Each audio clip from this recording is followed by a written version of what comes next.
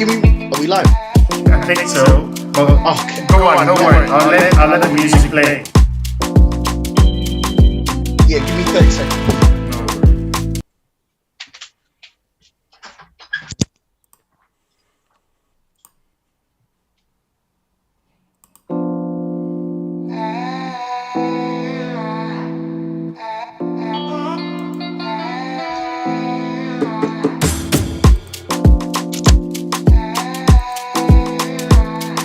Nice.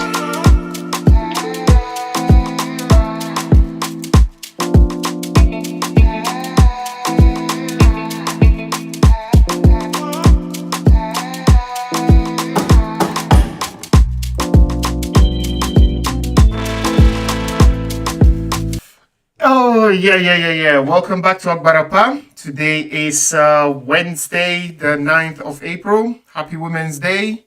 And you're live on YouTube with Campbell. And I'm TJ. What's good? Yeah. What's good? So, a lot has gone on. Today we're going to be talking about Lizzo out of the blue. Big girl Lizzo. Yeah, and her big Oya energy. We're going to be talking about Shango, the god of rhythm and willpower. And we're going to talk about something new that we'd never talk about, mental illness as a result of rhythm, chronic fatigue syndrome. So, interesting stuff. Yeah, let's start with Lizzo. So, we have been talking about archetypes, yeah, for those just joining us. And we did explore this particular archetype of the very promiscuous, sensual mistress, Pompagira, Mami Wata, Lilith, or whatever it can be called in your culture, right? And every principle would say, or every African archetype has a sexual energy to them. Okay, so we've explored that one, and we're going to explore another one, which is Oya. Oya is the feminine counterpart of Shango, and in the Akan tradition, she is worshipped on Thursdays with the name Ya, so it would be Y-A-A. Now, I think, and from my research, what I found is that people who possess this Oya energy sexually, they look innocent. Okay, you know those ones that you see and you're like, nothing is going on with these ones. The librarian kind of vibe, but Lois Lane. Lois Lane. But when you dip your toe in it, then you are in trouble. You see that, nah, man, I've made a mistake. I've assumed wrongly. So I just picked out Lizzo because I was reading some commentary somewhere on Twitter, and apparently she has a clitoris piercing. Okay. So I just thought, she looks so body positive. She looks Who, like, Lizzo? yeah. Hold on. Are you saying that Lizzo is one of these people that looks innocent? To me, at least, what, am I off? She went to a basketball game with her bum cheeks cut out and twerked. There's no innocence there. The innocence is like for me would be more of like a newsreader. Okay, I get you. Someone like let me think of a innocence. But playing the innocence card. There's a YouTube channel where there's a lady, and all she does is show she's I think she's Russian, or she has a Russian sounding accent. Right. So she could be from Ukraine for all I know. But all she does is review supercars, right? Okay. She plays on the fact that she's like a model looking, sort of I'm a girl, I don't really know about engines, but she really does. She does. And okay. She tells you about the car, the horsepower of the car, and there's a unspoken seduction behind all of that, because she knows you're looking at her tight fitting clothes. Mm. She knows that you're, but she never acknowledges it. She never Okay. mentions she never mentions it. And it's subtle enough that like a husband could legitimately watch her car review Right. with his wife, and maybe the wife is not tapping into the fact that part of the enjoyment of this review is there is like a little bit of Sensual. sexual Oh, trust me, attention. women know it. Women feel it. They feel that Well, shit. yes, Trust me. but with Lizzo, this whole body positivity, this whole, it's almost like slut walk energy with Mm. where it's like I can have sex just like men, just be public, and I can have multiple partners just like men. And Mm. why can't I be sexual? I don't think there's any uh hidden, or there's no, it's a brute force attack. It's not a subtle manipulation. You think so? Because the angle I'm seeing it from, it's like I haven't really seen her do no Nicki Minaj type of thing, or maybe a Cardi B type of thing. I see mainly it's because of her songs, I guess. I've been hearing her talk positively about, like I whip my hair back and forth or all that kind of stuff. And I just think, oh wow, she comes across as just innocent, not because in the entertainment industry you need to be either very sexual or I don't know. No, Nana, we're seeing completely different things there. Really? Like, Am I look at that our off? thumbnail. Look at our thumbnail, right? Okay, yeah. The But there's girl, there's really nothing wrong with that. I mean, come on, I'm not saying it. I'm not saying there's anything wrong with it, all but right, look, you can look. Imagine if a slim girl wore that. right, This looks like the Madonna outfit. right. Breasts are out. You know what I'm saying? Bro, I must have neurons that are gone because I just can't see it. Seriously, I just see her as, I don't know. So this is one thing we need to establish here. For a very long time, I've been hiding the fact that I love big girls. Yeah, growing up, it wasn't a cool thing to say. So I You've been remember, hiding. pardon? You've been hiding this. I was hiding it, yeah, until I was like, what, 25? Okay, so you Yeah. haven't been hiding it from me specifically. I Oh no didn't no know this. no no! I don't hide it anymore. Actually, I Oh, you actually embrace it. I emphasize it, yeah, a lot. So So so is yeah, Lizzo in the wheelhouse of your May Lizzo can have it all day, all week, all year. Lizzo is, but it's not even, ladies and gentlemen? bro. If you did not know that he was West African, now I've sold you it know. This is like the classic cliche in it. We love of a big West gal, African guy. but why is that? Isn't that like, I love big energy, more cushion for the pushing. Meat. We don't eat salads over here. We eat meat. Bro, Listen, I don't know where that comes from, but that's hey, that's your cuddles preference. can get. So you're enamored by Lizzo. Oh, big gal is something that I just can't. I can't. I don't know. They attract my whole Okay, energy. I have a question. Right. On a sexual level, like a sort of ridiculously curvy IG model Right. is very attractive, right? Right. But I really don't see myself marrying a girl that looks like that, because it's just too, it's like all of her eggs are in the sexual basket, and it's it becomes a display, even when they're trying to be conservative. Mm. Mm. And the chances are, especially if they've enhanced themselves, Right. the strategy for life is that they are going to trade on their attributes to get where they want to in life, which is I don't have a, well, I don't have a direct problem with that, but that just might not be the kind of person, like, I don't want to trade on that in a relationship, Right. right? I want us to actually, connect in more than one dimension. So if you're overly on that side, Bomba clot. and then you're gonna have to bring this girl to family function. She's gonna have to represent you. Yeah. And if she represents you, and the overall image is sex in the mind of the person that lays eyes on her, then Mm. she's representing you. Like, oh, we all know why he's with her. Oh, da da da da da.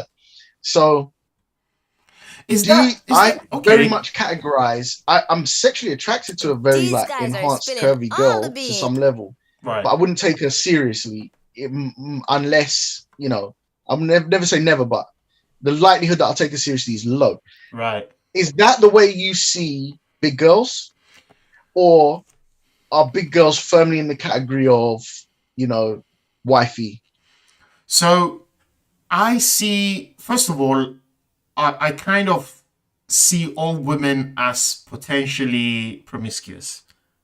Okay, I just see them as more able to exhibit sexual behavior anywhere, anytime, right? So I like innocence, if that makes sense. That touch of, oh well, I don't know what to do with this, I don't know where that goes, blah blah blah blah. But then you cover, all of that, and you really know how to work it. I like that kind of double standardness. Okay. So for me, for me, big girls, I don't know what, I just see a big girl. That's it. I love the curves. One thing is, I love the fact that, I don't know, they have a better dexterity at swallowing stuff, at eating and fitting things in their mouth. Okay? So this jumps to my mind. But then Okay. I just feel like There's many a slim girl with big mouth. that's true. That's very true. But I don't know. With big girls, it just jumps to my mind straight away. I'm able to relate quicker to it. I'm like, oh yeah, this is glutton, mate. This is not leaving nothing out. It's not sparing anything. So I don't know. It's kind of, and I think there's also a psychological study that says men are attracted to them because of, I think from an evolutionary standpoint, we see them as more suitable for childbearing and raising a family, enduring the cold nights, cuddle nights, and all of that. I read it somewhere. I believe I read it somewhere.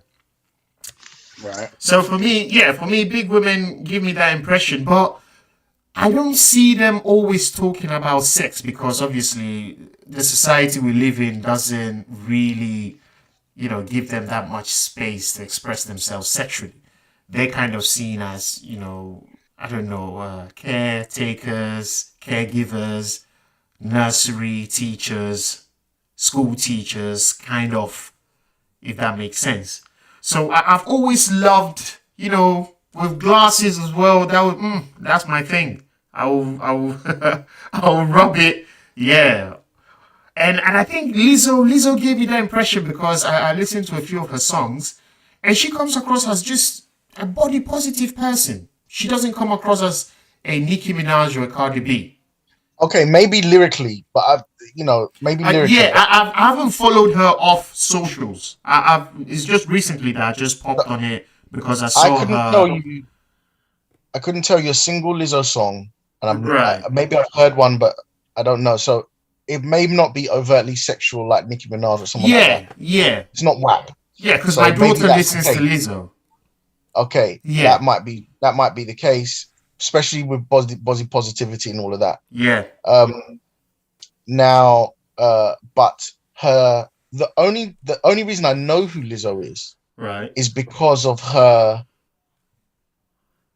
Her public NBA. antics, Okay.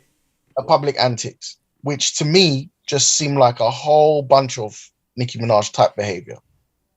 So maybe there's a Is it? disconnect there with the way we're introducing each other to who she is. Right. Right. musically, the music artist is one person, and then the public, whoever she Figure but you is see, maybe another person.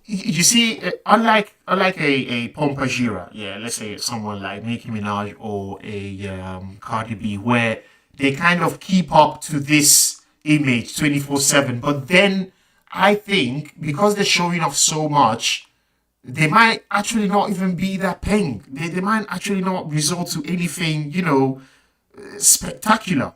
So, like, example, Remy Ma. Remy Ma has the same Oya energy, right?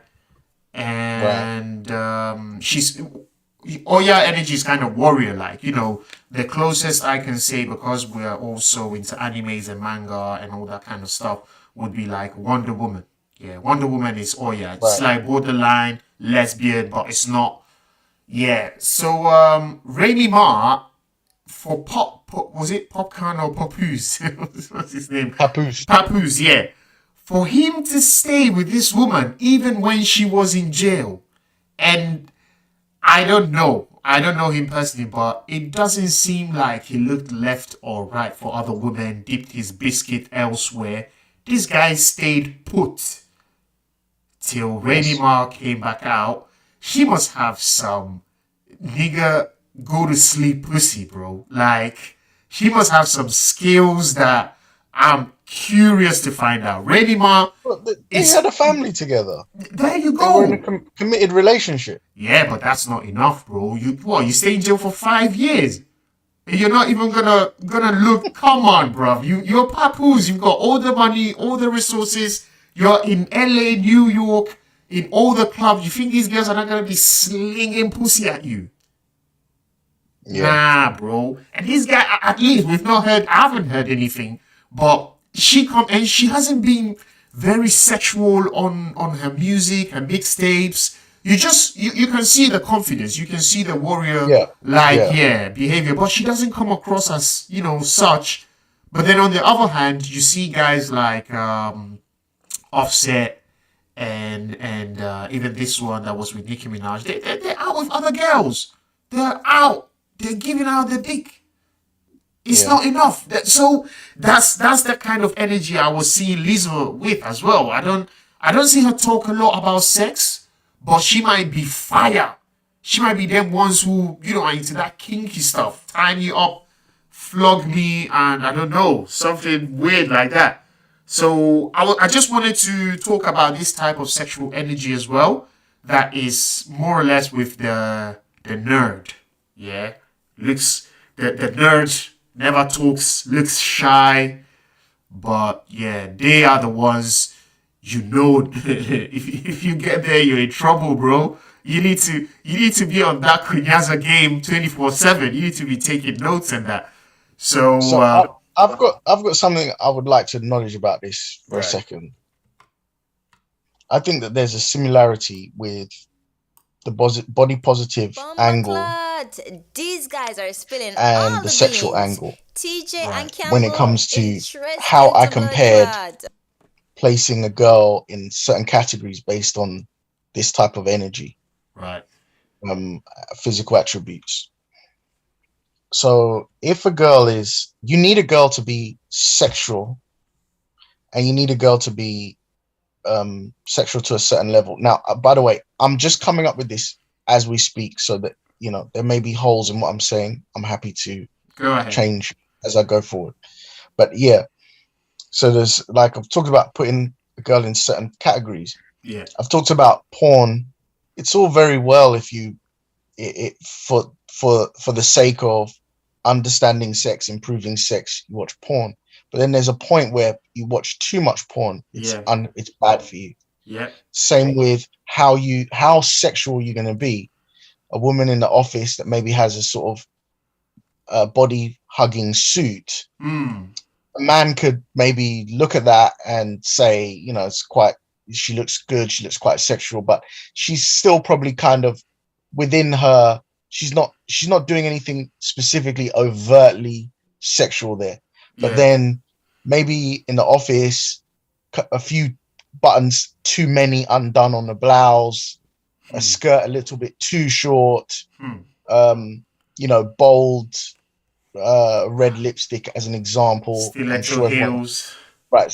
So there's a way that they could, you know, 3, 5, 10x how sexual that office look could be, Yeah. and then and at some point there's be a level where you say this is too much. So Yeah. with the body positivity thing, I think it's the same, because you need confidence. You need to be proud of who you are. You Right. should not have a downcast view on your value as a person in Mm. life based on you being overweight. Mm. However, you will go to an early grave if you're obese. And, That's true. you want to be around for your kids, then don't be obese, because don't be overweight, because Right. heart disease and all of these things are associated. Like, being overweight is a symptom of, is often, almost always, but let's just say for the sake of technical correctness, is often a symptom of mismanagement of the body, Mm. and that has the knock on effect of um increasing your risk of all sorts of things: heart disease, you know Right. cardiovascular problems, all of those things lead to death, early death. um Mm. so the question is, where does body positivity go too far? Because if you're saying be proud of your body, while you're stuffing donuts in I your beg mouth go. and not exercising, Mm. I think that's a negative message. Right. And I do see a danger in that. If you're saying that, now, I also think that your physical body, especially if you're overweight, Right. can be the outside or physical manifestation of the mental way you view yourself Mm. also.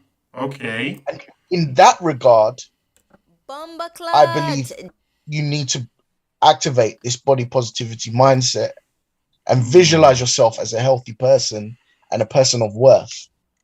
Right. But there's a balance to be struck there, just like there's a balance to be struck with, I want a girl that's sexy, but I don't want her to be like a Slutty. porn star on my hip, on my arm, when I'm Right. going to church, Mm. Mm. right? So, Ooh, um, a lot of things that spring to my mind, but yeah, go on. well, I'm just laying that as a foundation, because a lot of the controversy I've seen around um, Lizzo is that she's just, well, I'm just being body positive, Yeah. as if that's the only factor. And a lot of her detractors are like, you're fat and unhealthy. It's not a good message to fat girls. Yeah. And there's a balance somewhere in the middle there. And I think I've just highlighted that, and relayed how there's, balance in sex and Yeah. balance in this type of energy. Yeah. And Yeah. Yeah. that would be Yeah. my 2 cents. that would be my 2 cents about that. Bro, do you know what? I agree with everything you said, but as a former fat boy and someone who I transitioned very easily from anorexic to fat. Okay, I've got a bit of body dysmorphia as well.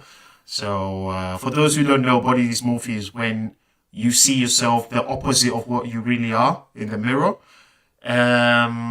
Bro, do you know, I think a lot of it is misinformation. A lot of these people that are overweight don't know what to eat. So, for instance, I know people that when they're hungry, they'll take a Snicker bar instead of taking a salad, or they don't know how the body needs nutrients, like as in carbohydrate, proteins, and fibers. They have no clue what these things are, and all they Right. know is just snacks, quick food or microwavable food. So I was listening to Tim Ferriss a couple years ago, and he spoke about this, and he actually said it does us no honor to actually be be, preaching to these people that, what, you're gonna die in X amount of years if you keep on this way, blah blah blah blah. Because I think they kind of know, they kind of can see that their body is not as they can't do the movements that everyone else. Some can, but others can't do the movements that everyone can do, and they are aware of this. But then, what's the solution? Because when you switch on the TV, the first thing they see is wash down those wings with Kool-Aid or KA juice or something like that. There isn't a lot of healthy, like proper healthy and balanced eating out there. You're either following a diet that is trying to mug you off your money, or someone who has no clue what is doing, or something that is just trending. So that is something that I struggled a lot with when I was growing up, and I was only lucky because I was self-motivated to outdoor activities. So sports and gym and etc. But I still couldn't cut, those waist handles, that fat behind your neck, cheeks, the chest. My chest was looking like boobs in it. And I found that diet is 60 to 70 to 80% of the outcome of anything you do outdoors. Like if you're trying to build muscle or you're trying to lose weight or all of this stuff. So I think a lot of it is just information that these people don't have, and it's just hard to, how would they come across this stuff? It's definitely not on Fox News or TRL or whatever. Well, I think that there's okay. So now, just background for everybody.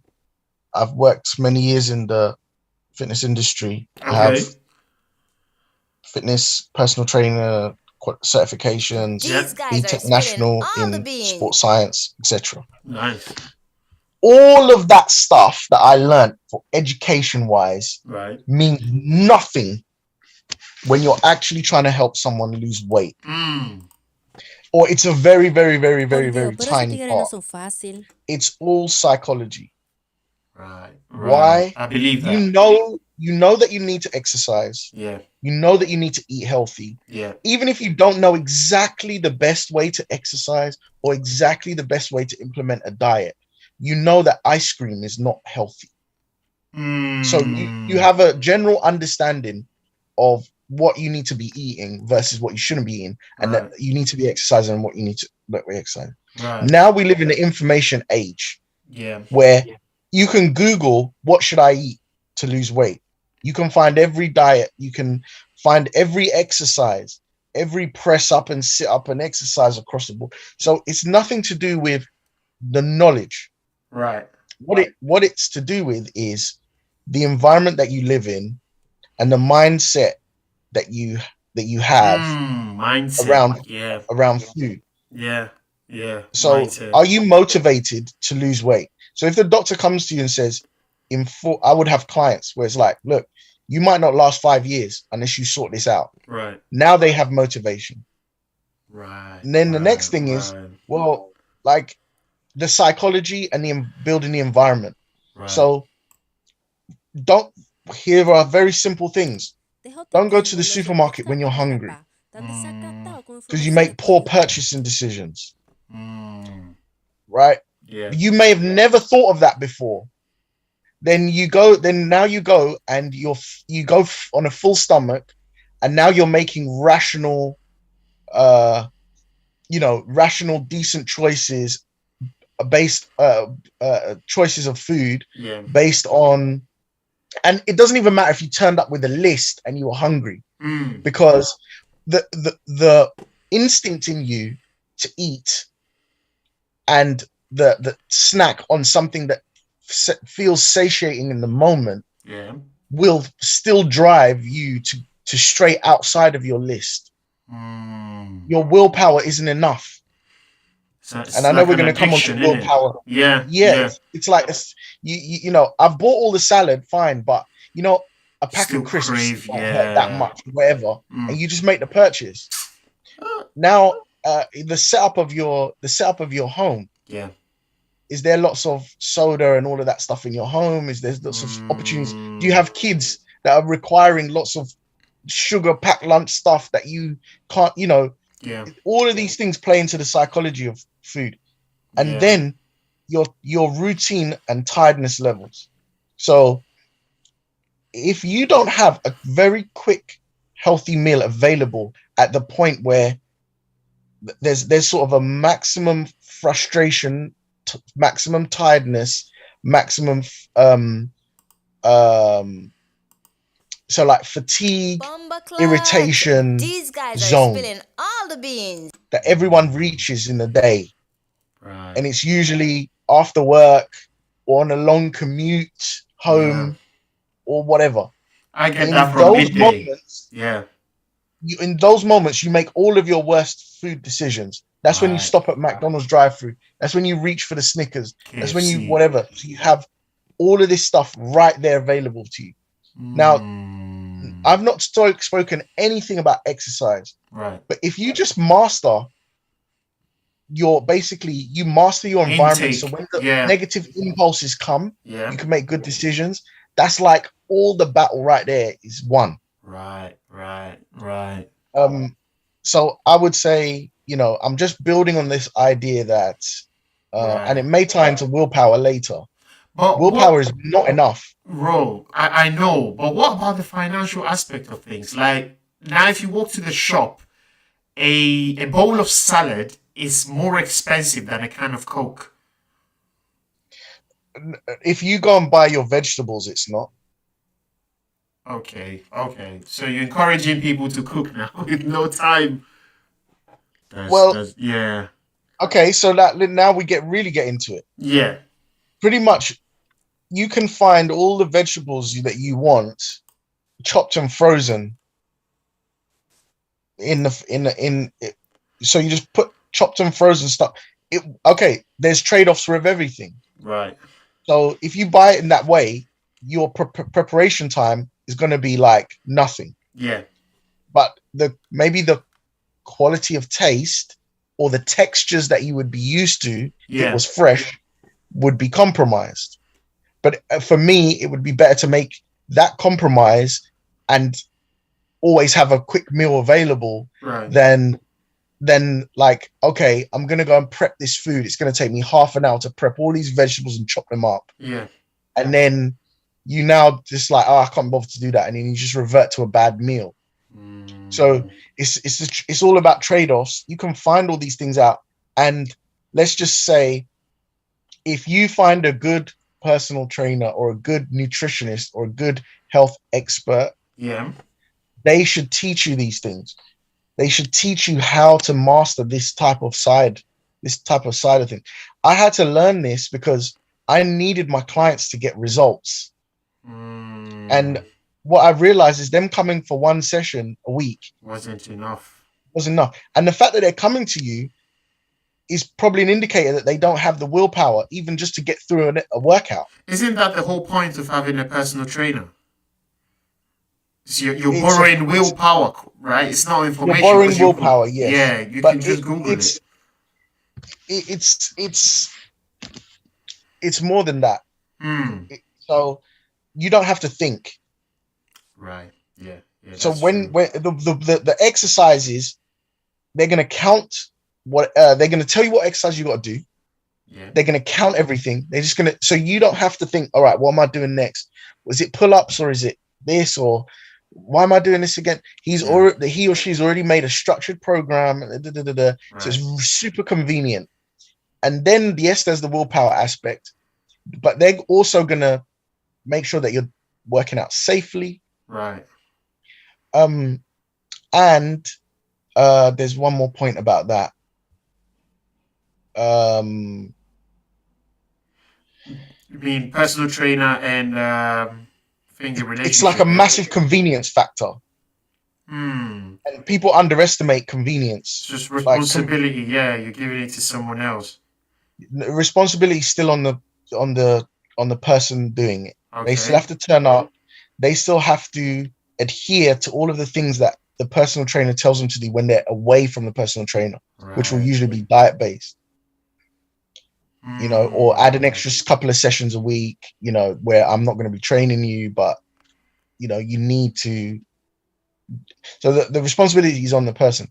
But what I'm Right. saying is, as I would get a client, they're going to leave me if I don't get results. So I have to, if I want to keep my clients, if I want to Yeah. get good word of mouth and build my client base, I need my client to have results. Right. And the results come all the rest of the time when they're not, based on the activities they do, when they're not with me. That's when the results come. Yeah, that's true. So how Yeah. can I psychologically shift them to start making good decisions, good habits? So that a good trainer needs to understand who they're dealing with. Right. You know, this person doesn't have a problem in this department, but they have a problem in that department. So let's focus on how we fix that. Not like there's no point in giving someone that's used to a particular kind of diet a one size fits all, broccoli, rice, and brown rice and chicken diet, Right. Yeah. because they're making such a drastic change. They're going to crash It's and not. burn. Yeah. So, Yeah. so It's how not can for we them. mold whatever they're eating already into practical decisions? Right. Into how can we mold the meals that they're eating already, the styles of meals that we're making, into healthier versions? Things like this. That's how adherence comes. But I feel like we're getting off track with my waffling again. Well, it still makes sense because it might be one of the downsides of self actualizing. Is one of the seven deadly sins that keeps us tied to the bottom. Greed, You know what? glutton. Let's just tie it in. Let's just tie this in, Right. because the things that made me successful in fitness Yeah. are these psychological things. Right. And these psychological things is what makes me successful in every other domain. That's true. Yeah. Because if you want to work, if you want to be the best, name the thing, you have to master that environment. Yep.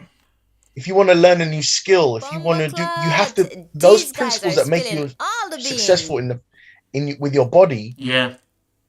you still have to make good habit change Yeah. in the area that you want. So that is part of self-actualization. Yeah. Yeah. Understanding your limits, understanding who you are, making practical changes that help. For example, if you have an untidy desk, Right. versus a tidy, organized desk, or if you're working from home and you're trying to just work like on your bed in your dressing gown, Yeah. versus sort of like, okay, I'm going to sit at the table and set up my day. Dress up. Yeah. I'm going to actually, go and take a shower, set up my morning, Yeah. blah, blah, blah. So those things have psychological effects on your performance that you may or may not even acknowledge or understand or know. Yeah. And this definitely plays into the subconscious worshipping of the gods, as we discussed previously. Yeah. Because, okay, you turn on, you got to get some work done today. Yeah. You turn on some music that's got a bit of an up tempo. Mm-hmm.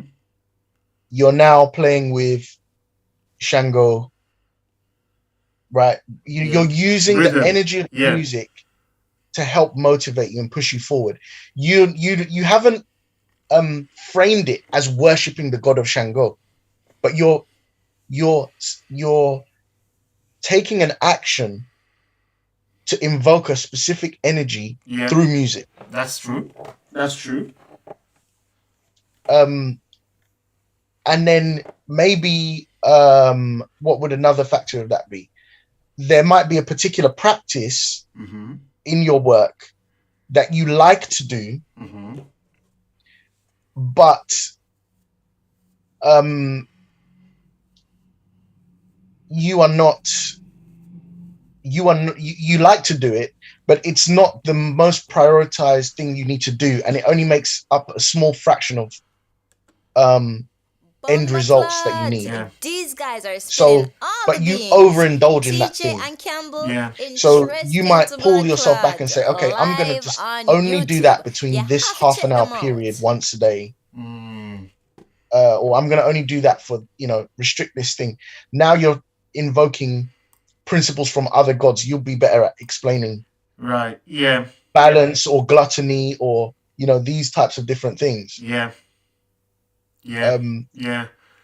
Yeah, you at the know, end of the day, it's knowing between which principles to shift. West Africa, they'll be called gods. I need the strength of this god to accomplish this assignment. I need the strength of this one, which is just basically the principle. So, yeah, what you're saying makes total sense, bro. in a secular term, they Yeah, could be KPIs, key performance indicators. that's it. That's But it. in old language, it would be sacrificing to the god of. That's it. That's what we're talking about. That's it. Yeah, But and yeah. no, I don't think anyone in the modern world, or very few people, make this connection.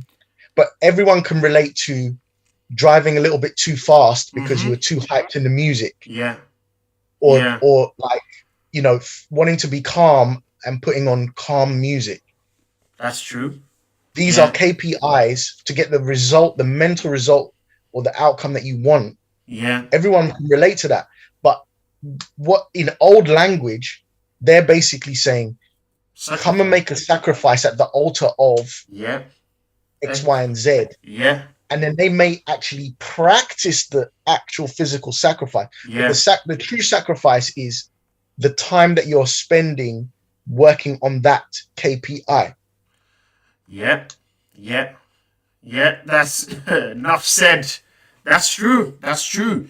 That is the And actual sacrifice. yeah, yeah. Well, The burning of the candle is just a symbolic sacrifice. it's subconscious language. It's something Yeah. that is tied into our DNA. So we might not understand it consciously, but subconsciously is referring to something. It's picking up something in our ancestral DNA and bringing it Right. back for. It's like, okay, you're getting into a devotional state now. So what do you Yeah. want, or something like that? Yeah, yeah, yeah.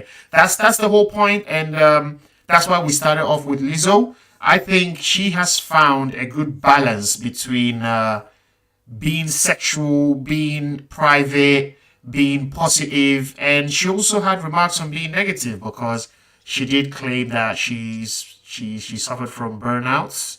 She's worked too hard, and she has been trying to lose weight over the years since I started. I heard about her. So yeah, she did complain about that, and that sprung to my mind. Oh, mate, this is all rhythm. These people are all jumping to a certain rhythm. That's why they feel this type of way. Okay, and so we're gonna. I don't know. Do you have anything to say about Lizzo again, or I think we've said enough in it? I haven't got anything to say so much about Lizzo. Yeah, But this concept of subconscious and conscious action yeah, or sacrifice or worship, you can have someone that becomes obsessive about These guys are spilling all the mapping beans. out and planning their KPIs yeah, yeah. for their day or for their year or for their week or what have you. It happens. And like really like, I'm going to get up at 9, I'm going to do this, I'm going to do that. And I'm going to put all the tools that I know available into organizing this and really executing well. Right. So let's put that person on the right. And then on the left, we've got someone that just kind of floats through. Yeah. They may have some KPIs in their day, in their life, but they're not really Sticking heavily to them. planning. And yeah, they do KPIs, they go through, but they casually do it and they get some outcomes. Right. So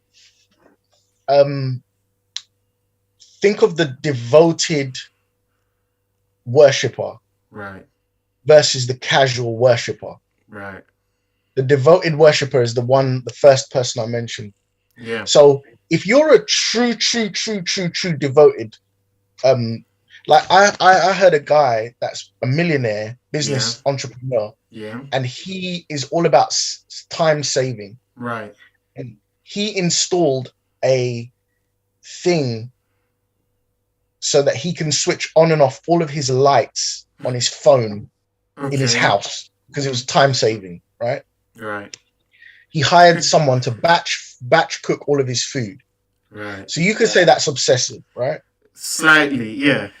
Okay, you could say that's obsessive. Now, let's just put that in the context of worshipping the seven gods of Yeah. The Orisha, 7 West African Orishas. Yeah. right?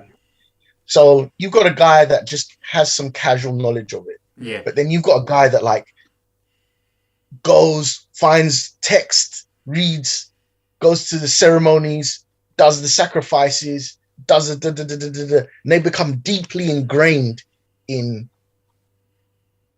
what worshipping Right. those gods, right? Yeah. Become right heavily. So the question is, whose outcomes are more in control? The person who's obsessively dedicated to their KPIs and pushing forward, or the person that casually goes through? The one I that's think sometimes devoted. the one that's devoted. Yeah. So it tells me that we should be devoted. Now, what I think is the Orishas and the Hermeticism and Yeah. the South Americas or whatever, they've just put a framework That's around it. how you should follow these KPIs. Yeah. I'm interested in the idea of removing the framework so that we can use like a secular logic, but still tapping into that energy. Yeah.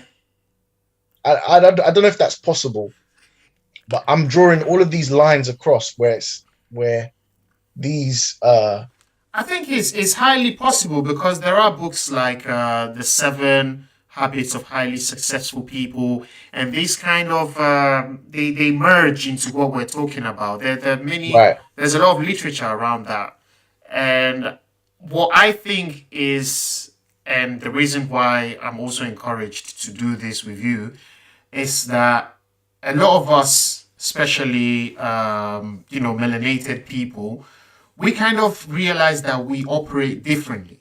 We kind of have a rhythm that is slightly different to maybe picking up a book or, I don't know, watching a whole 2 hour lecture, which are things that are admirable, but not everyone can really do these things. So how do we still subconsciously, because let's take it as a fact, and we might talk about this, but every source of knowledge out there is already within us.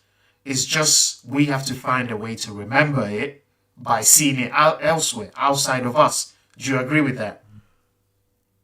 Say that again. So every single thing that has been invented, okay, is is is hidden within us. Okay, Okay. the various technologies, the various theories, every sort of thing that is invented out in the world is within us. It's just we need to unlock these things, and it's the method of unlocking these things that we're trying to figure out right now. For example, Yes. you see, when you could have no knowledge whatsoever about maybe marketing, design projects, or chart flows, or even writing a script, okay? But if you concentrate hard enough with psychedelics, meditation, or whatever it can be, something springs up from within you where you get intuitions, okay? So it's the same thing we're trying to, and this is what our ancestors knew how to do. They said, look, if you want to find an answer, maybe to get a more fulfilling life, or doing things rhythmically in a certain way, why don't you pray to Shango? So when they would say pray to Shango, obviously back in the day, it would mean physically going to the temple, offering this, doing that, da da da da da. But what they're really referring to is the principle of rhythm. So now, why don't you go to the principle of rhythm and meditate there? Why don't you focus on rhythm? And if you breathe in hard enough, you isolate your mind, and you do all these things that I've told you to do, something would enlighten you. Something will come Can you up. expand? Can you expand on the principle of rhythm So so that I understand it in a practical sense? right. So rhythm would mean everything has its pattern. Okay. The seasons, we have 4 seasons in a year. We have 60 seconds in a minute. Everything has a rhythm. You need to find the rhythm to unlock the secret to what time is, to love, to etc. etc. Everything has a pattern, and these patterns repeat themselves in a cyclical manner. That's the whole point of rhythm. So now, okay, a plain example would be I am finding it hard losing weight. I can't lose weight for some reason. Okay, you tell me, look, you need to get a rhythm. You need to get a rhythm that enforces your willpower, right? Because that rhythm becomes your habit, and your habit becomes your character, and that's your willpower, right? So you might tell me, look, okay, maybe instead of waking up at this time and doing this and doing that and doing that and repeating that for 5 days a week, maybe tweak it this way. That's a change to the rhythm. Does that make sense? So it's basically it's all rhythm, and that's what I came to find out this week, because I reached a wall.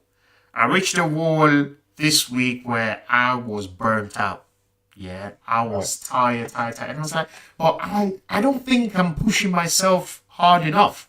I have my schedule on. I have this that I have to do. I have this that I have to sign out. These books I have to read.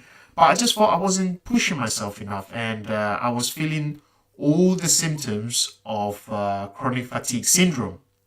Yeah, and the symptoms can be fogginess in the brain, blattering, sleepless nights, or even when you sleep 8 hours, you wake up tired, and all Did you that kind come of to any stuff. conclusions about why you felt that way and how you would fix it? So the way I found out that I came to this chronic fatigue syndrome, how I feel it, it's because I'm just overworking myself. I'm just pushing myself. I'm pushing the limits over and over and Okay, over. Yeah, there's a key issue that you mentioned, that you felt like you weren't doing enough. that's right. Yeah, I just felt I wasn't doing enough. Okay, so may I make some? Right. Yeah. Yeah. Okay, so I think there is something called burnout, Right. but there are maybe more than one way to reach burnout. Mm. One way could be you've got some type of personal mental stress, maybe Yeah. a death in a family, maybe a whatever, and then you're continuing to carry that burden while you're trying to execute in your life, Yeah. right? So that, I think that's one path. Another path is that you're actually doing too much work and you're Right. not finding enough rest. Mm. Those two things, I think, are often easy to identify. Mm.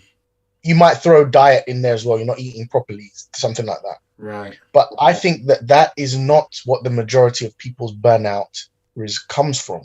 Right. I think the majority of people's burnout comes from the fact that either because of their work or Right. because they're not attuned, their Mm. day's efforts, their day's efforts are not in alignment with what resonates to them. And so Mm. every minute of action is a push through. It's a push through action. It's Right. not a flow. It's Right. like asking a kid that loves PE, to do maths, versus asking a kid that loves maths and statistics to do PE. He's not gonna, yeah. The one that wants to do PE, when he's doing PE, the class goes by in seconds. In 5 minutes, he's done an hour. He doesn't realize, Exactly. and it was just easy and fun. Exactly. But the kid, in the perception of the eye of the kid who had to do who favored the maths, yeah, that PE session lasted all day, and it was a slog. And it was the math class that lasted 5 minutes. Yeah, that he couldn't get through. So the effort, both tasks are the same time length, but right. the effort to push through was completely different for both. And because we've got our 9-to-5s and responsibilities, and we have to grunt through a bunch of tasks in our day, right, that don't resonate with what we desire to be, our passions, who we are, then it becomes real hard work because of the perception. And then also there is an argument to say that because we are not in the flow, in our personal flow, we're not getting the results in life that we want. So that keeps us on a cycle of so then you're like, I'm not getting the results, but I'm working super hard, and every day is a slog. That equals burnout. And I think that is the majority for most people. And most people get home and just sedate themselves with like TV, drugs, social media, blah, blah, blah, blah, blah. Because they just to get away from that day that they've had, that will start again tomorrow morning. Yeah. So, I believe that. I was reading, this week's read was the autobiography of a yogi. And he basically, this guy has been having, spiritual insights, curiosities ever since he was a child. And in India, when kids have this kind of push towards the divine, they send them to these monasteries, or they send them to a yogi that will teach them how to, pursue this interest. It was basically talking about his rise to become this famous yogi that then moved on to San Francisco, opened different schools and taught other people how to meditate. And the whole point of running away from this illusion, well, he doesn't use the words running away, but the words he uses are escaping the illusion of Maya, is to calm the voices within.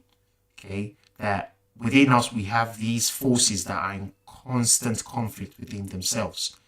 And meditation, or I would say finding the rhythm, was one of the ways he used to calm these voices, calm these forces within himself. And that helped him escape the illusion of Maya, the illusion of 9 to 5, 5 days, 7, and etc., 2 days weekend and whatnot.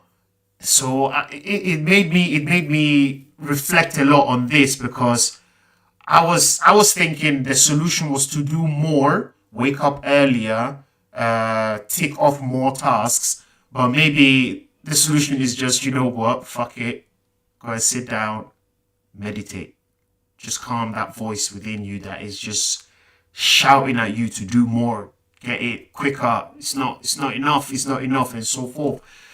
Yeah, it's a trifling thing. See, the thing is, you must identify, if I just go back, identify what your burnout is all about. Because sometimes the solution is to do more. Sometimes the solution is to do less. Right.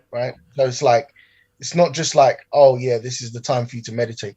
No, some people use that as an excuse, and then they just don't do anything. Right. I just need to be meditating. It's like people that want relationships. Yeah. That say, I'm not dating, I'm just working on myself.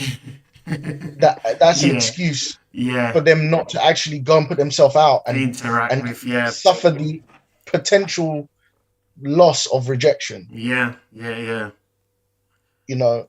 Which is inevitable whenever you're trying to meet someone. So Mm. I think as long as you've diagnosed it right, Well, I you're don't good. think there's one diagnosis to this. I think it's an ongoing thing because another thing that I figured out, I was looking for the courses on Google and on these medical outlets, and work is not one of them. It's anything else, but not work, not the job you do, not your 9 to 5. So I found that very strange that they wouldn't add the one thing that everyone dedicates almost all their energy to for their whole life. Hmm. And that's very indicative of the society we live in, isn't it? It's just, sip your coffee, go to work, and then drown yourself in alcohol for the weekend and then repeat. So it made me realize, okay, because I've been increasing my work habit, I've been doing this, I've been doing that. I said, okay, let me try doing more of the other things. Let me try doing more of maybe time with family. Doing the things that I really love. Maybe reading even the literature that means nothing just to me. So I found some peace in doing this.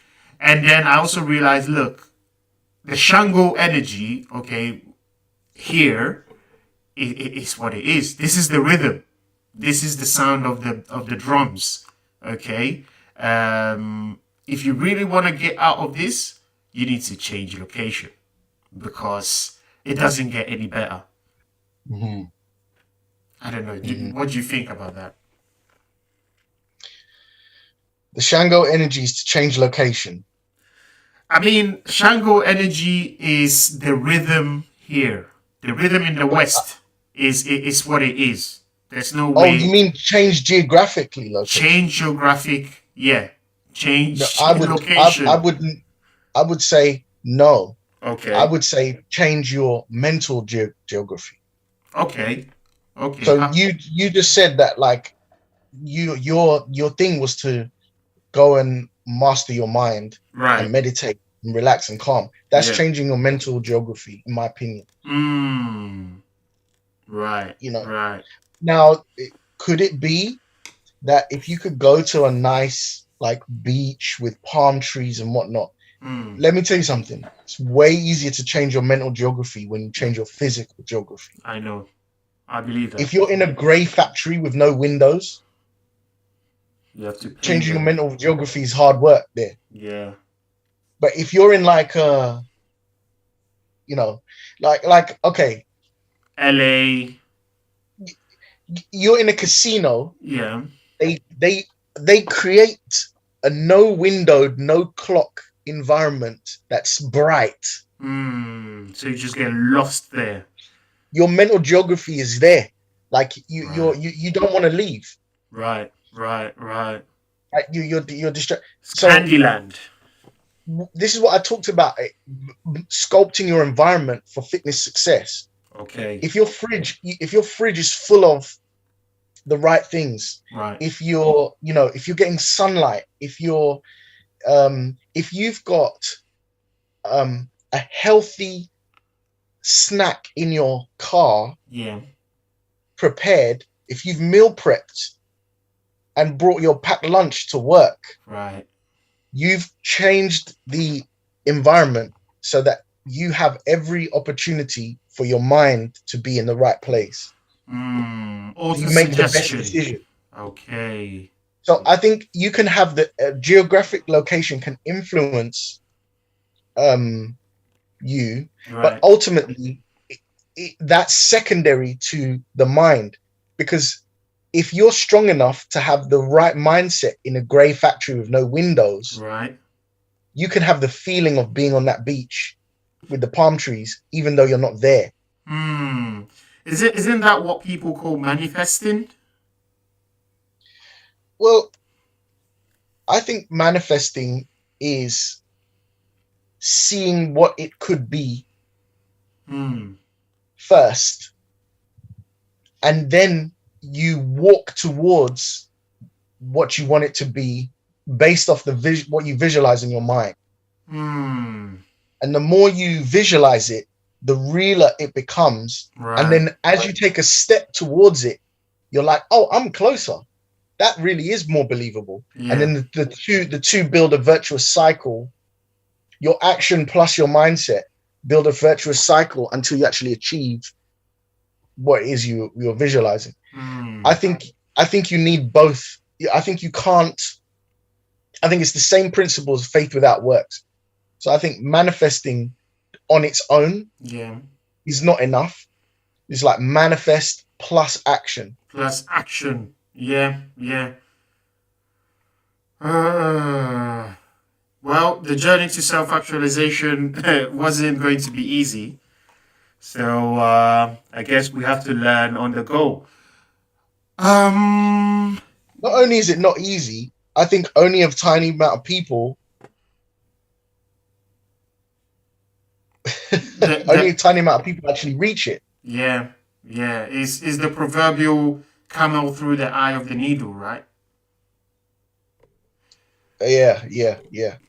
And we want to be that guy. We want to be the eye of the needle guys. The ones who make it through. Yeah. Okay. See how all these things line up? Like people think about those statements. Yeah. People think about those statements in isolation. Yeah. And they're all one and the same.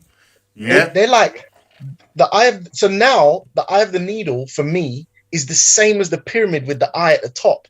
Yep. Bombaclat. Yeah. That's what it is, mate. That's what it is. All of them are talking about the same thing, but obviously when you isolate and you make people, fight against each other, they don't communicate. So we don't really know what each and every one is talking about, but we're talking about the same things. We're talking about self-actualizing ourselves and getting to the top. Call it the cap of the pyramid, the eye of Horus, call it whatever. That's the gatekeeping. That's the way. That's another way to gatekeep. Yeah, just make them bicker against each other, and that's it. And that's it. When they're lost, then you can enjoy your peace at the top. That's what it is, bro. That's what it is. But yeah, that's very insightful. And I'm gonna ask you another thing. Yeah, what is your take on this war in Ukraine that is going on right now? I know we talked about it the last time. It wasn't scheduled for this meeting, but what do you think? You really made me think way more deeper about the war. Bombaclat. These guys are spilling all the beans. It's a bottomless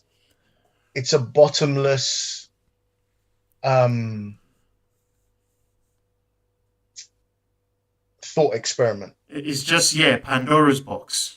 It can just get deeper and deeper the more levels you go. So I think I was quite shallow in my analysis. Not that it was not valid, but around the ego of Putin. Right. What we're looking at is the result of the hive result. The result of the hive mind of humanity. Yeah. With giving power to the lead actors in the role. Right.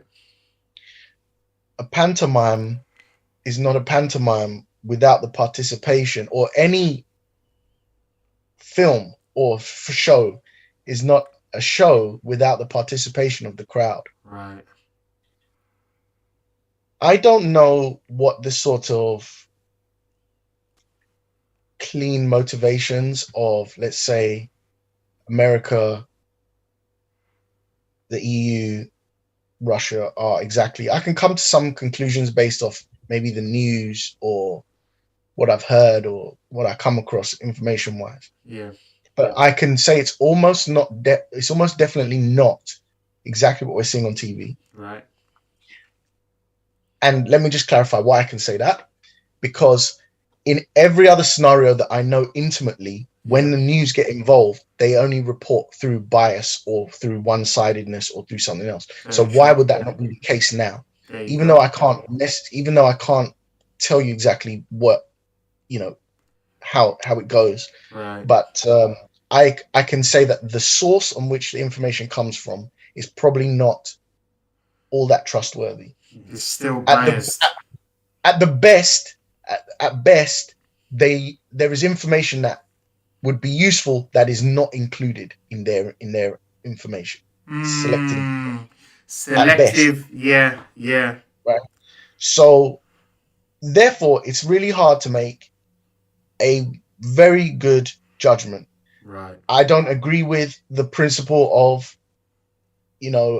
by force killing in order to obtain land or whatever. But that's just a very small overview. Right. We all, I want world peace. Fine. That's a It's great goal to have. unattainable. Yeah. But it's like, what I'm interested in is, are the power players, Putin, Right. or maybe even people we don't know or see, power players in these types of actions, are they self-actualized? Are they at the top of the pyramid? Are they through the eye of the needle? And are they using these principles of power consciously? And how deep does it go? Right.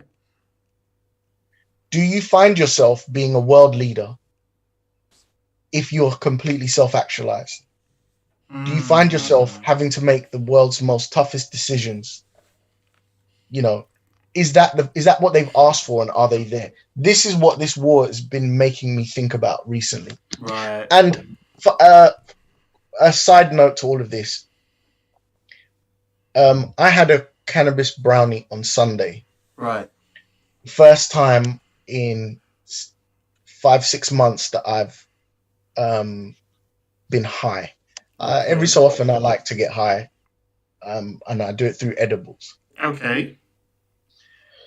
For at least 1 hour, I had quite petrifying anxiety.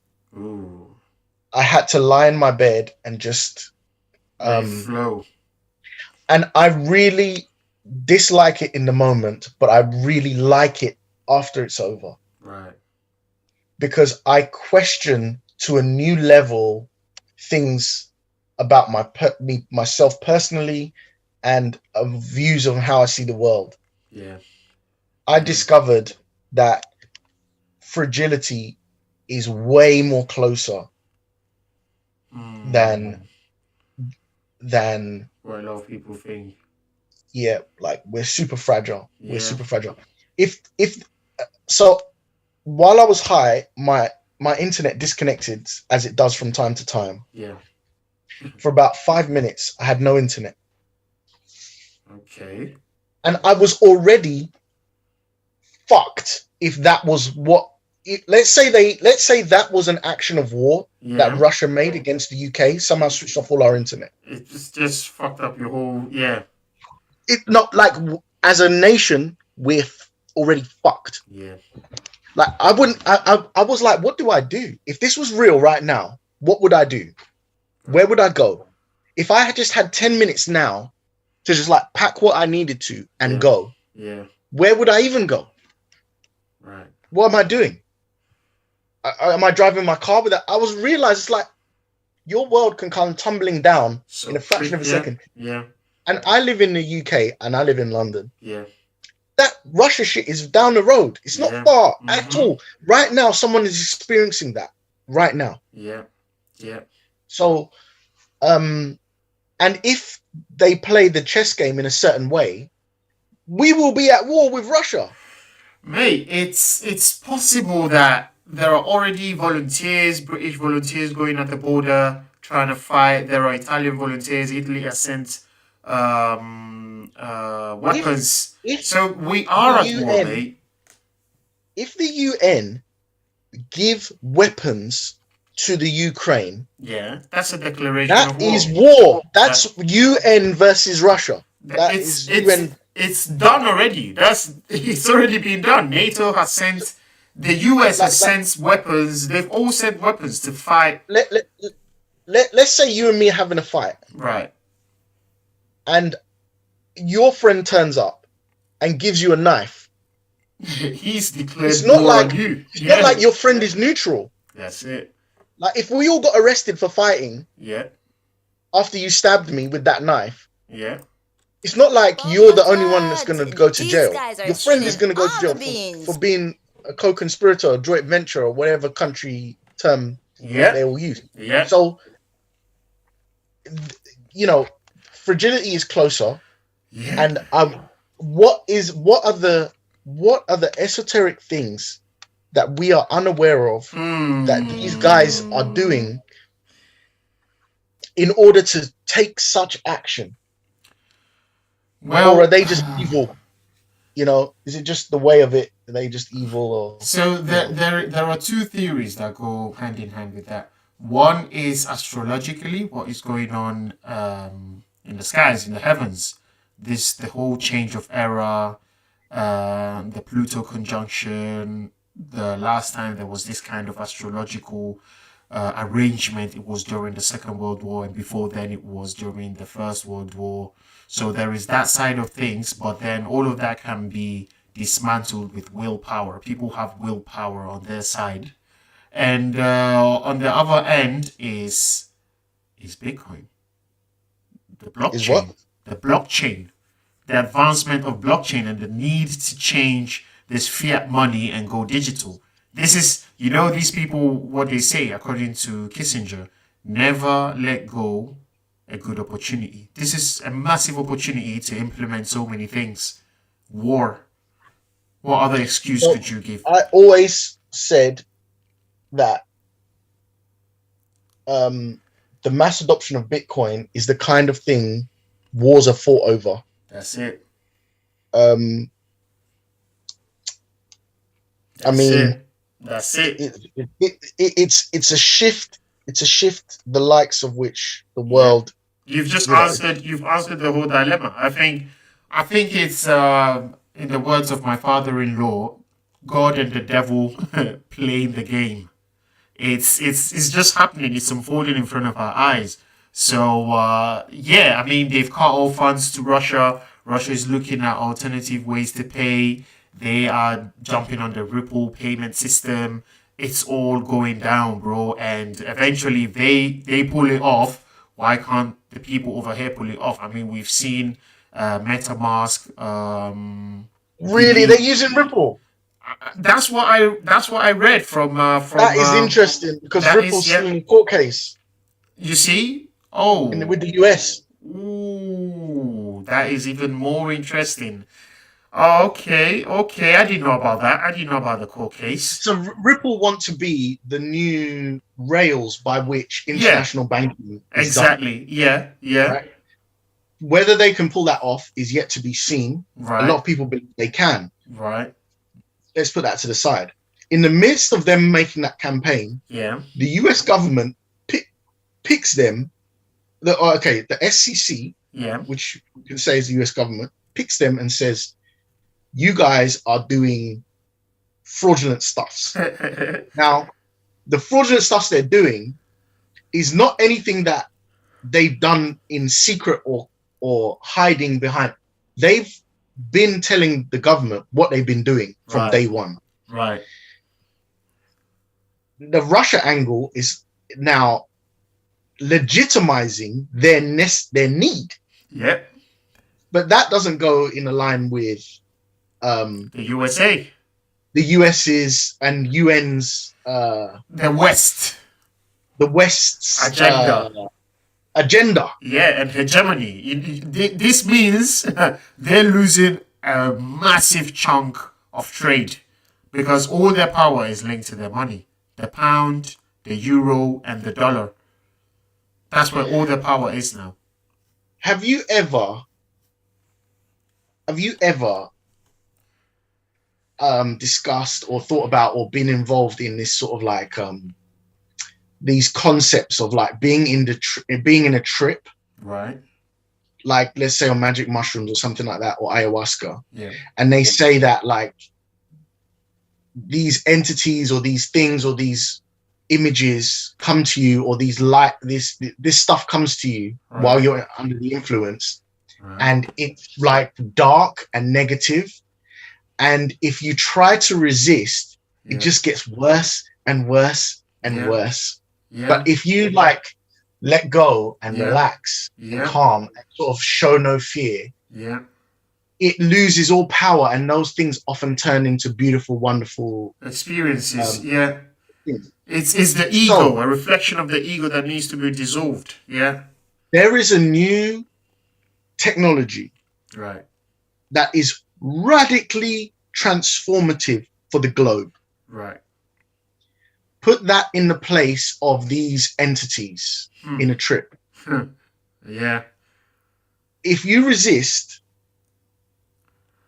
it just creates war. That's it. But if you were like, okay, this thing is stronger, faster, more efficient, and I get on the right side of this and I give in, it creates like beautiful, wonderful harmony between everyone and new age of prosperity. So is it inevitable that the transition between paradigms, whether it be like they're all stacking up, right? Astrologically, geographically.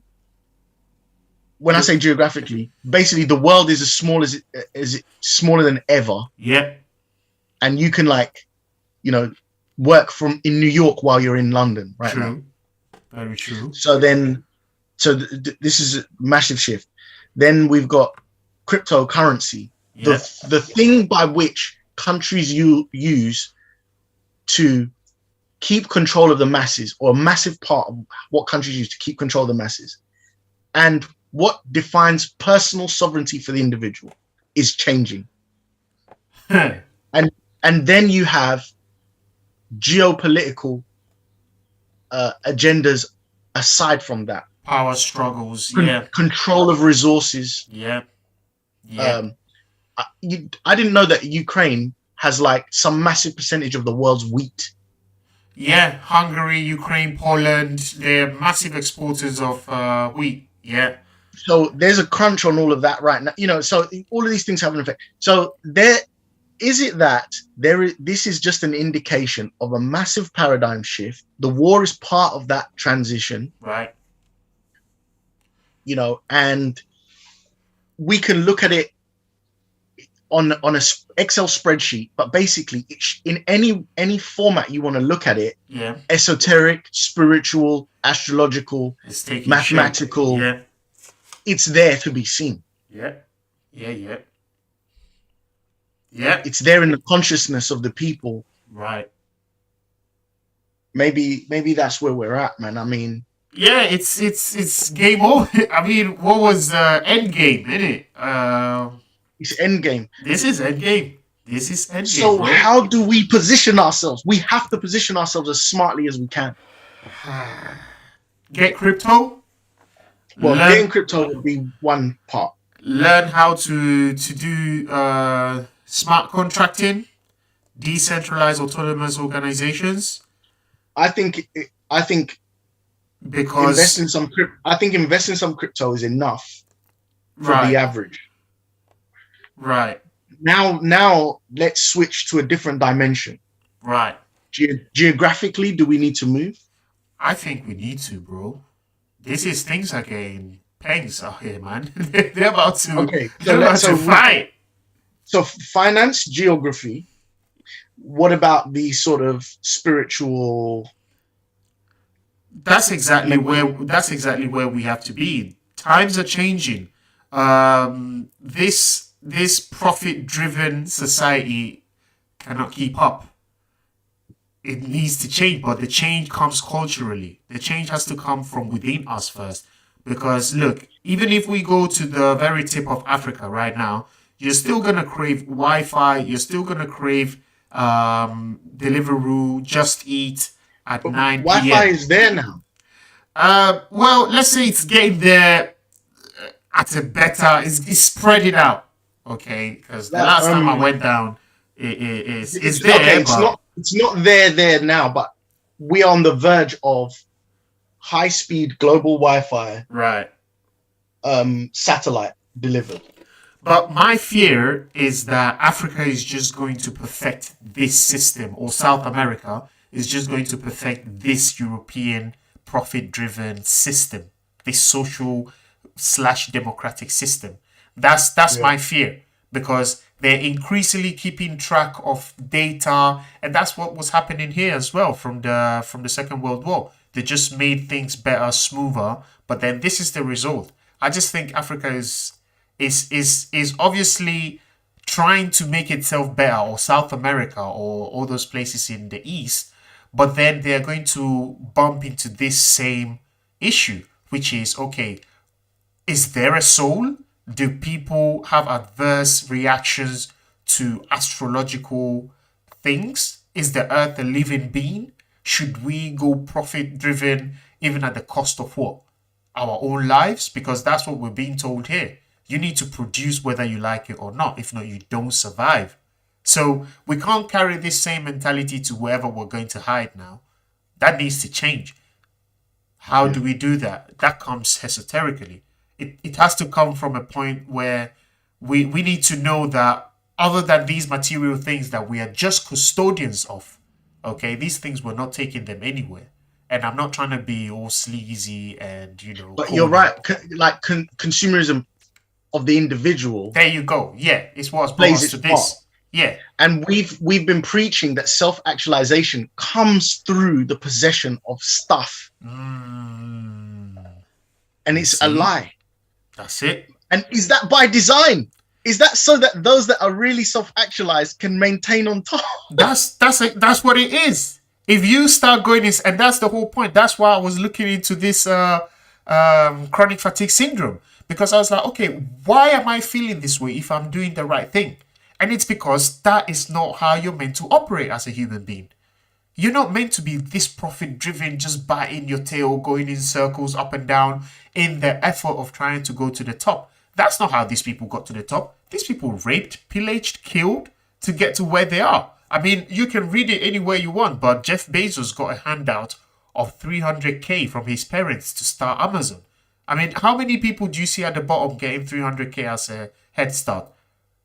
I mean, so you see, but these kind of these obviously he played his part in whatever he had to do to get there. Okay, or like, let's even talk about. I don't want to go too much into that whatever thing, and start talking into like bloodlines, 13 families, and all of that. But you and I understand that these Bill Gates and these people are not they're not the man behind the man.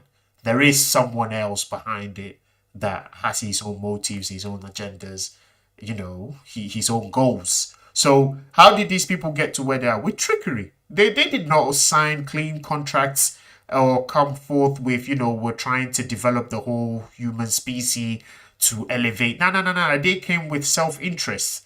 And this is how we're going to operate things. So everything is off balance. How are you going to play fair? You're going to lose, mate. It's not meant to, getting physical is obviously important. And that's why I think at Agbara Part, we're trying to talk about moderation and balance in tune with the universe. We can't be talking about, we couldn't even hold this podcast or these lives on YouTube without the material stuff, microphones, the software, the PC, and even the shelter to do these things. So these things are necessary. But what do you need to live a fulfilling life? What do you need to self-actualize? And I found great inspiration when I was reading this book, The Autobiography of a Yogi. And it's all centered around balancing the forces within us, because there are some urges that will just come out of the blue within us that then put us off balance. And it's all about, how do we know how to get hold of these things? How do we know how to say, okay, cool, this is just an internal, ejaculation of feelings. I don't really need these things. What I rather need is more of this, more of that. How do we even know these things? How do we know how to differentiate that? Because sometimes I feel very horny. Okay, I'd like to have a massive pompagira just slurping on my meat, but do I need that? Right. So there's a lot that even moving geographically from here, are we just going to take the whole cancer that we've accumulated in this West over to where we're going to go? There's a big there's an indicator that is going to be the case, because obviously these countries that we're going into and trying to resettle into, they're also trying to catch up, and the only figure of success that they have is this one that we're living in. But this is not success. This is we're going back. People are fatigued. Yeah. People are worn out. People can't stand it anymore. People are moving in circles. And it's the rhythm. We need to change rhythm. Shango, we need to change rhythm. We need to come up with another rhythm. A whole different rhythm that is in tune with universal principles. The 7 laws of the universe. That's it. Is it vibrating higher? Is it in tune with the masculine and the feminine? Is it all polarized on one side or balanced? I mean, these are the things that I'm trying to also educate whoever is listening to this, to this live on. Yes, there is war. Yes, these people are coming to fight. It's not our business. We can't change things. I'm not even one of those who advocates for peace, because there is a time for war. And war has its place in the cleansing of minds. There's a place for everything, basically. But now, as a citizen, what am I going to do about this? Am I going to enroll in an unnecessary war that has nothing to do with me? Or am I going to get away? Am I going to hoard? Because I've heard of people saying, okay, cool, I'm going to keep an eye on these 1 or 2 banks, 1 or 2 establishments. As soon as the thing pops, I'm going in there and just packing all the goods. You see, it's just a rapist and predatory culture that we've inherited. This is not us. We're not like this. Are we going to take this where we're going? Yeah. So I think it's a good question to ask I think ourselves. we need to be very careful about indulging in wars or conflict subject matters Yeah. that are not from first principles. Yeah. Yeah. Because if we engage in the war on feminism, Right. if we engage in the war on LGBT, race, the race, the this, if we engage in, just you can just name it. Yeah. Doesn't even have to be that serious. Yeah. There's guys that their whole life is postcodes. Postcode wars between beef, football team wars. Ridiculous. Yeah. Right. Yeah. Like so. And I'm not trying to. Okay, let's just make all the necessary disclaimers. There are times when there's racism. There's time when you need feminism. There's times when you need all that stuff. But if we think that is the biggest, those things are the biggest battle, right? We lose the war. We've lost it. Yeah, yeah. Engaging in it is already a loss. Yeah, yeah. There are not many.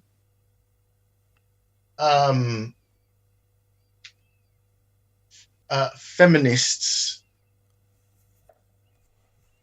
There are not many. Okay, I've got to say this. Would have to do a whole episode on this, but go on. Like when you're a hunter-gatherer, right? 300 years ago, 500, 1,000 years ago. Yeah.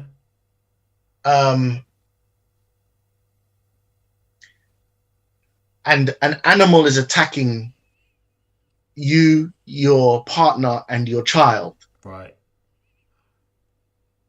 There's no time to care about what ethnicity the neighbors are. Yeah. What gender role I'm supposed to have. Yeah. Where I've been oppressed. Right. Or not been oppressed. Right. Let's deal with the danger at hand right now. Very true. That's kind of my point on this. Yeah. It would be ridiculous in that scenario. Yeah. to try and have a gender argument with your partner It's just, yeah, it's as the insane. bear is attacking. Ridiculous. Yeah. Yeah. Yeah. Yeah. So But I guess that's exactly where the people at the top want us to be divided. yes, Constantly bickering about these useless things that mean nothing right now when we have to take shelter and build another civilization. We need to, like, it's people like you and I, TJ, that are going to rebuild stuff, because we are just at the middle ground, not at the bottom enough not to see what the top looks like, but not at the top enough to not remember what the bottom looks like. At least that's how I feel.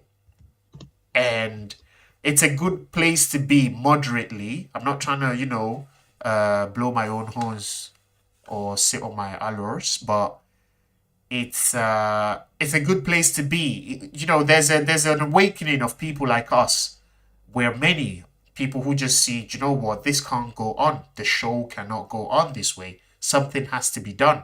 Now, where do you get that knowledge from to take your next steps? It's always been there, hidden in plain sight.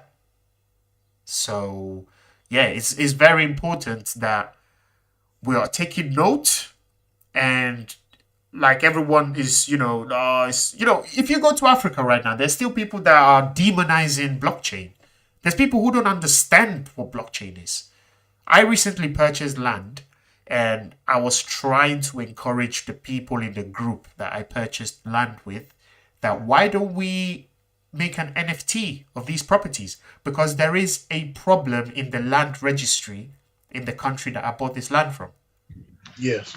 Why don't we NFT all of this property, lock it away on the blockchain? Whatever happens, you own this property because it's recorded on the blockchain. You own the digital certificate that proves the physical. Charlie, it's like I was speaking an alien language, an alien dialect, matter of fact. It will be. You're just you're Precautious. speaking. I know. You're speaking you're speaking in a before they're ready to hear it. I mean, but the thing is, it will be inevitable that all ownership, We'll have land, to translate. property, Yeah, car, everything will go on some sort of blockchain that's in it. the next 5 to 20 years. That's it. And I thought about this subject matter. Yeah. Sorry to bring you away, but one of the reasons why there's not as much investment in Africa as there could be, even Oh on my a lower God. level, is These that guys are spilling nobody all the trusts beans. anyone unless they're there themselves. That's it. That's it. But yeah, if you have land on a blockchain that Yeah. everyone can verify, That's it. it doesn't actually matter where that land is. That's it. Yeah. Literally. So you now open the whole of Africa for someone that has £5 Yeah. to be able to invest in some land somewhere, Yeah. because they could own a percentage, Yeah. a fraction of an NFT Boom. that represents a piece of land. There you go. That's even on another level. Do you understand? And I guess it was with you that I was having this conversation. There's enough technology to then live the life that you want moderately and modestly. You're not going to be, splashing out in Lambos and yachts every weekend, but you can actually be a human being, and dedicate the rest of your life to pursue higher states of mind. Why The not? question is it now impossible for everyone to become self-actualized? You've seen the shape of the pyramid. It's actually more available right now. The gates are open. In the Bible, proverbially, it was when Jesus died and the veil of the temple was split in two. The most holy of holies was open to anyone. Everybody, this is the age of information, bro. Anyone can have access to this stuff. I'm reading books, that I'm able to download the PDFs that online they rated for like £1,000, £2,000. That's how inaccessible this information was back in the day. So imagine if in the 19th or 20th century we're having these prices on books. Then imagine what 100, 200 years ago. No chance, mate. You're dying ignorant. But that's all they're talking about. I mean, something simple as Kriya Yoga, breath control, the control of thoughts. I mean, we think these things are like out of the world. I don't know, you start meeting entities, you start seeing golems, and you start seeing dwarfs and all this stuff. No, you know, that is another level. I'm not saying that doesn't exist. All I'm saying is that is another level of self-actualization, which we can't comprehend right now. What we need to aspire to, or I need to aspire to right now, is a balance between life and material gains. Because yeah, that's where it all is. And then there's enough information to get to that, which is controlling the world within, which then reflects the world without. And then from there you move on. Then once you're on top, you know, you can start talking about other things and start going other places and having out of body experiences. But what is the point of having an out of body experience if you're still at the bottom and struggling to, you know, you tend to want to stay there because life then here has no meaning. But we need to participate in this life. Man. It's a lot. But obviously here at Agbarapa, we talk about all these things. We try to reflect on the use of our sexual energy because that's where it all comes from. And we're trying to self-actualize all the way to the top. YouTube. So I think we've covered pretty much everything. Yes. Yeah. I believe so, and there's always more to go. So there's more to go. So you have to tune into our next episodes. Yeah, tune into our next episodes. Yeah, man. See what the situation is. It's been a pleasure from me, Campbell. And from me, TJ. Enjoy the rest of your day.